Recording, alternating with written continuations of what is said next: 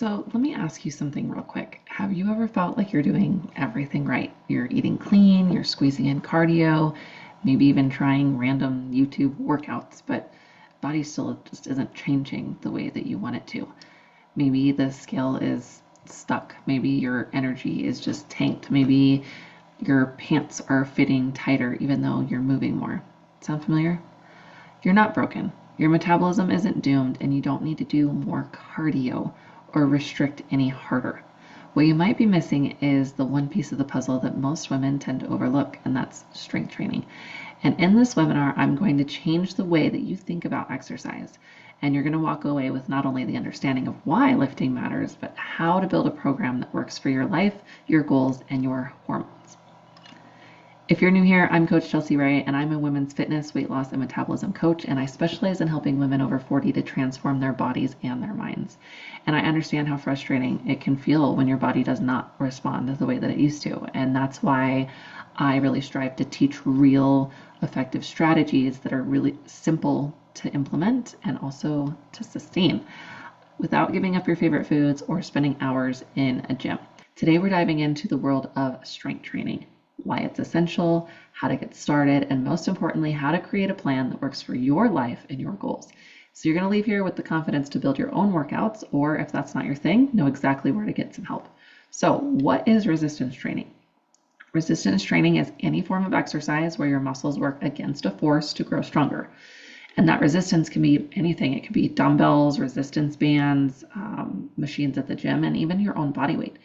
And it imposes an increasing demand on your body's musculature and central nervous system to stimulate an adaptation, which means you get stronger, more mobile, and more resilient. And so the benefits of strength training include increased muscle mass and strength, stronger tendons and ligaments, improved joint stability, increased bone density, boosted metabolism, even when we're sitting on our butt, better posture and alignment, enhanced insulin sensitivity, reduced chronic pain in your back, your hips, your shoulders. You can slow age-related muscle and bone loss, and it increases your confidence and your sense of capability. And honestly, the mental shifts that come with getting stronger, those can be really, really a big game changer, right? Suddenly it's not just about looking different, it's about realizing that you're capable of more than you thought. And that changes how you carry yourself. It changes how you show up in your day, and how you feel in your own skin. So why does strength training matter, especially during perimenopause and menopause? And, this is the part that a lot of people don't talk about, or they never warned us about. Your hormones shift, your metabolism starts to slow down, and all of a sudden, what used to work, it just doesn't, right? So here's why strength training is your best tool. Muscle equals metabolism. The more muscle that you have means the higher resting metabolic rate.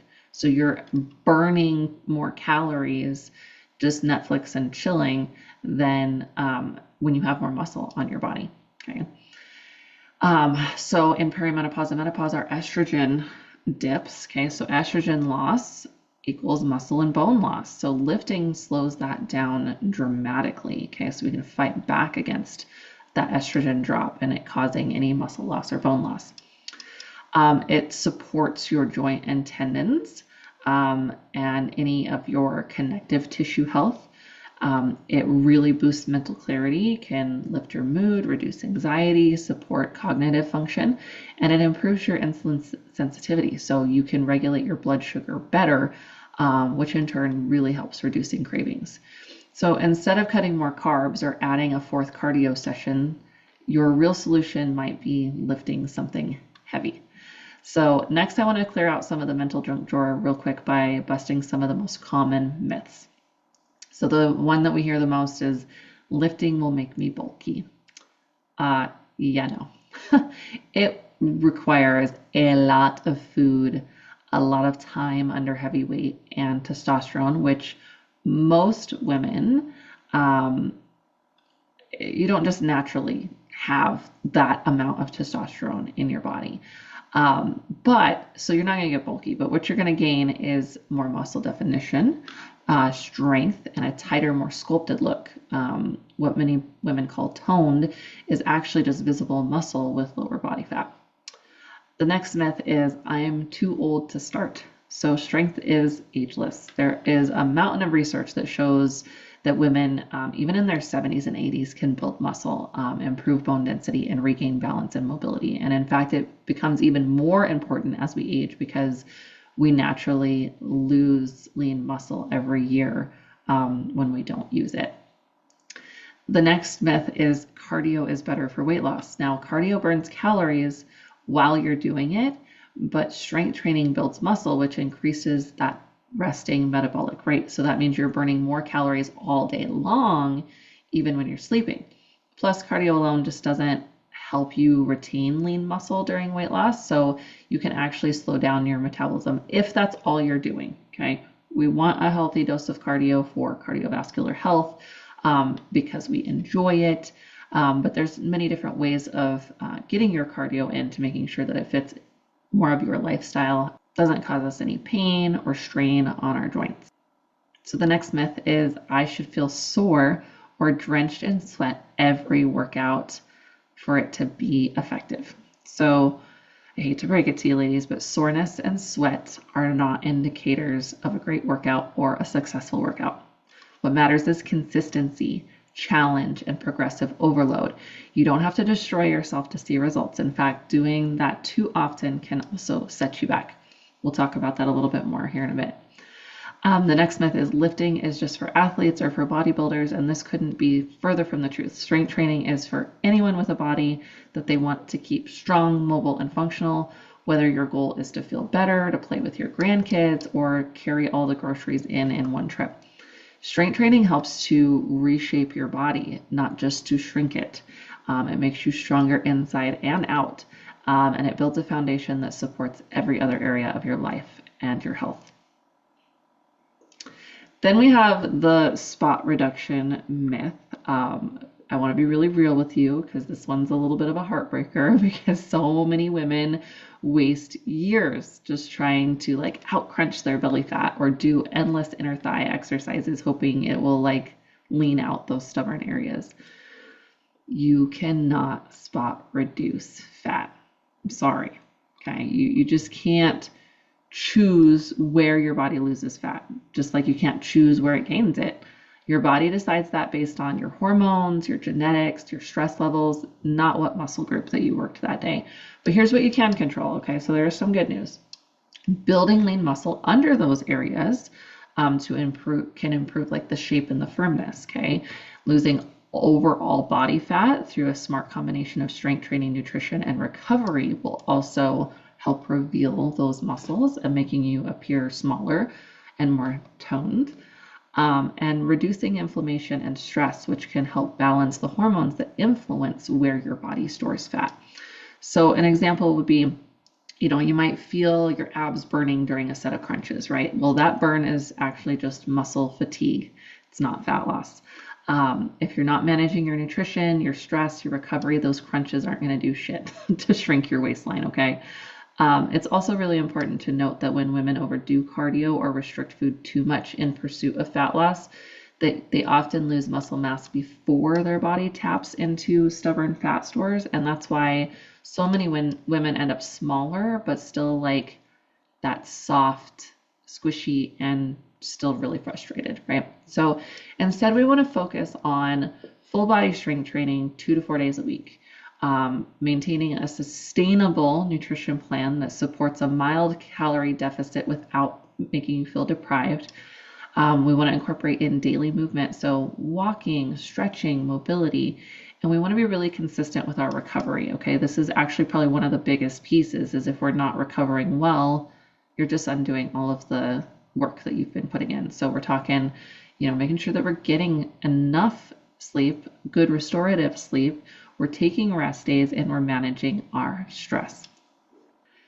That tighter, leaner look that you're after isn't from blasting one body part. It's from building muscle all over, reducing overall body fat through smart, consistent effort. And this is how we get out of that cycle of doing more and more targeted workouts and finally start training in a way that actually works for your body and not against it. So how much exercise is actually enough to get the results without the burnout.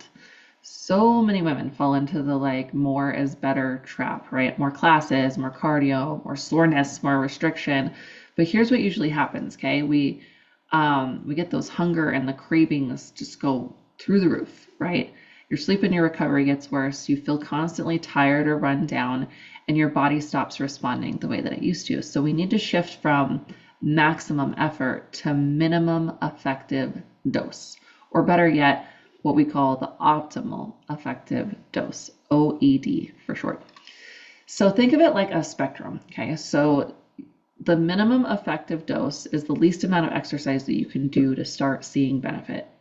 Ideal for beginners or those who are under really high stress all the time, or if you're navigating an illness or an injury. And then we have the maximum tolerable dose. Okay, so this is the most that you can do before your body starts to break down. Often this is where my athletes live, but at a big cost in time, in recovery, and lifestyle, okay? And then we have optimal effective dose. So this is that sweet spot right in the middle, okay? You're working hard, you're getting results, and you still have energy to do life, okay? So your OED, or your optimal effective dose, should allow you to recover really well between workouts. You should be able to manage your hunger and your cravings, be able to maintain good sleep and energy, and actually participate in your life, you know, your family, your work, your fun, and not be completely burnt out from doing your workouts, right?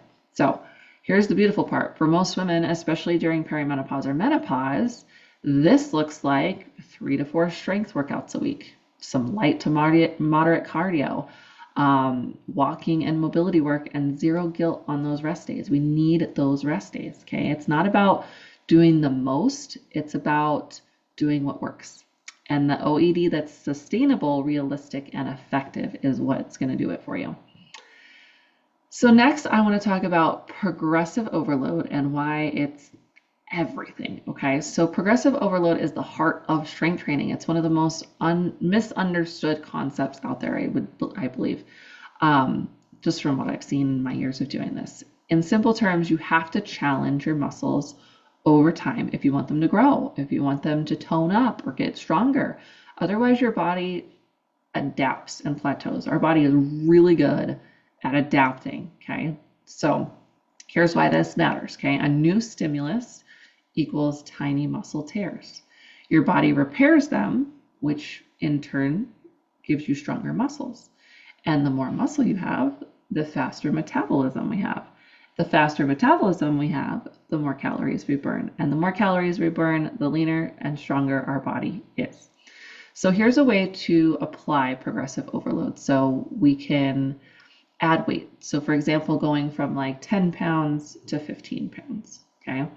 We can add reps. So we can go from like 10 reps to 12 reps or 15 reps, okay?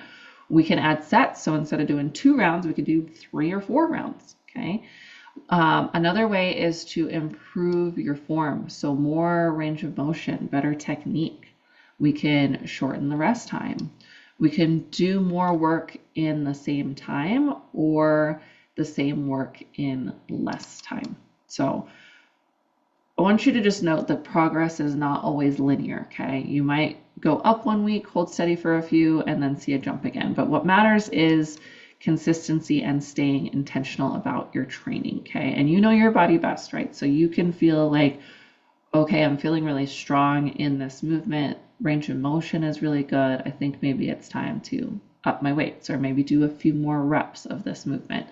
And, you know, just listening to your body in a way of like, okay, I've got 2 to 4 left in the tank. Okay, we don't want to go completely to failure every single workout. Okay, we want to be able to do 2 to 4 more reps of whatever weight or set that we're doing, so that we're not like blasting our, you know, to our max every single time.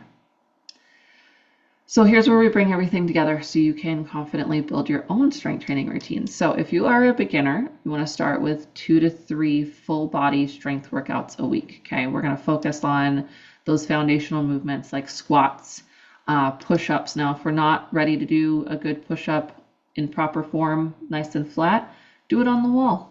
Do it on the back of your couch. Do it on the arm of the couch, okay? Earn your progression, okay? It's okay to start on the wall. When that starts getting easier, you're going to move it down. I don't normally encourage doing knee push-ups because it's really hard to stay in the plank that we're looking for the push-up position. I would rather you start at an incline and build from there and work your way flat. Glute bridges, rows with a band or weights, and then some core work. Again, not crunches, but things that are going to work like our deep core pelvic floor. So dead bugs, bird dogs, things like that. And I want you to start with like 2 to 3 sets of 10 to 12 reps, okay? We're going to keep our workouts about 30, 40 minutes from start to finish. And then we want to walk or stretch on non-lifting days. And when I program in my my one-on-one clients programs, we work on a lot of mobility on those off days. So we're, doing like a Monday, Wednesday, Friday strength, and then Tuesday, Thursday is mobility, and we're walking. Okay, we're hitting our steps, daily movement every day. And the goal here is to build strength, learn proper form, and really feel good, not to wreck yourself, okay? So for those of us who have been training for a while, we could move into a split routine. So you could do like an upper lower body split or like a push-pull leg split. So this is, 3 to 5 days of strength training workouts a week. Definitely want to keep track of your weights, reps, and sets and apply that progressive overload weekly or bi-weekly, depending, again, listening to your body, seeing how are you feeling stronger, are you feeling wasted after the workout. We want to get stronger. We don't want to like overdo it again, okay? We also don't want to do too much, like where we can't, do everyday life or get on and off the toilet. Like, again, that soreness is not a good indicator of a good workout, okay? And that actually leaves you a couple days behind when we're that sore. And then, as you get more into this, you can do more advanced methods like supersets or tempo training. But you want to build your plan around your OED, okay? So not every week is going to be perfect. Again, the goal is consistency and not punishment, okay? And then I really want to make sure that we do not forget about rest, recovery, and cardio, because yes, we need those too, okay? We often glorify doing more, but rest is where results actually happen, okay? So your rest and recovery, like, you need to plan it into part of your workout program, okay? At least 1 to 2 days of rest or low intensity days a week, active recovery days, and then every 6 to 8 weeks, including a deload week. So this is where we reduce the volume or the intensity to give your body a break, okay? This is more like what feels really yummy and good in my body that week. It may even be just focusing on mobility and stretching that entire week. And I work with my clients really closely to incorporate when their deload week happens, especially around really high stress periods of life. Okay, that's when we tend to include them. And honestly, come every 6-8 weeks, you kind of start hitting a little bit of a wall, a plateau, right? We just need to give your body a break for a minute and then reset. And it really does a lot for you mentally as well. Sleep, we're ideally needing that 7 to 9 hours a night, and we want to manage that stress intentionally by doing breath work, walks, journaling. If you're not recovering well, you're not progressing, period. So what about cardio? Well, again, cardio has its benefits, okay? Heart health, mood, energy, stamina, but it's not the star of the fat loss show. So here's how to use it more efficiently, smarter, not harder. Okay, so 2 to 3 days a week of moderate intensity cardio. So things like brisk walking, cycling, dancing, 1 to 2 days of interval style training if desired. Don't use it as punishment to earn our food, okay? Don't use it as like, oh, I have to, out burpee the Snickers bar that I just had, okay? Choose what feels good and fits your lifestyle and supports recovery. If you hate running, don't start running right now, right? Like, walking is incredibly underrated, especially if you can walk briskly and, get your heart rate going a little bit. A weighted vest is also proving to be very beneficial when it comes to just intensifying your walk without, again, making it any harder on your joints, but it can help, again, build more bone density and just intensify your walk while still keeping it low impact on the joints. So cardio should enhance your life and not dominate it. So let's recap. You now understand why strength training is essential for women in perimenopause and menopause, that fat loss and body change don't come from doing more, but from doing the right things consistently, why the no pain, no gain mindset is outdated, unsustainable, and how to train smarter, not harder, using the optimal effective dose. Okay, you've also learned how to apply progressive overload to see what actually see your results. You learned how to build a workout program that fits into your life and actually moves you towards your goals. But most importantly, I hope you're walking away from this training feeling empowered, not just with the information, but with the confidence that you can do this. You don't need to live at the gym. You don't need to suffer. You don't need to guess anymore. But I also know some of you are thinking, okay, Chelsea, this is amazing, but what if I still don't want to figure all of this out myself? And listen, if building your own workouts, tracking your progression, managing your recovery, and adapting as your body changes feels like a lot, you're not alone. And that's literally like what I'm here for. So if you're ready for someone to take the guesswork out of it, if you want your workouts custom built around your hormones, your goals, your schedule, and your real life, if you want support and accountability that and like actual progress that sticks, then I'd love to help you. So thank you so much for being here. You're stronger than you think, and this is just the beginning.